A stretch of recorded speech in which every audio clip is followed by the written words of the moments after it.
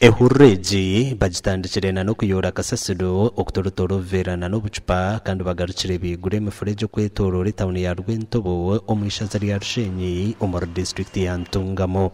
Tukujikoreriza babonka, we are not doing it today alone, we are going to be doing it every month.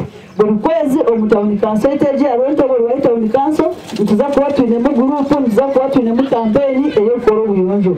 Dr. Roland Nahabwe omurambuzi w'ebyamagaro mu district ya Ntungamo nagira ngo baza kwetorora Ntungamo yona barukore byo buyonjo burukwezi ubwe barukushikiriza manifesto ya NRM ahakurwana soborofa bahereze kwinguza iteka erutweta National Cleaning Day.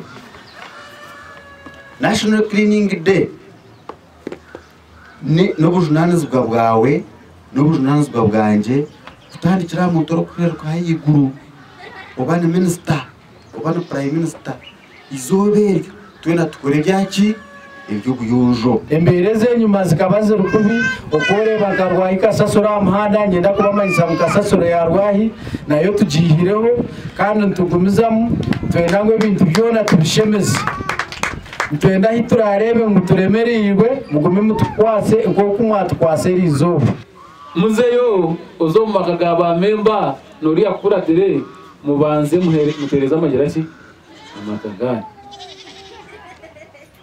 ninye nasingireyo amahega marungi umusaza byaraha ago murembe ago kutekese nkunji ehuru yo kurwana soborofa muri Ntungamo neja kuba nekorwa burukwezi ahabwa TV West ndi Elias Artugusa.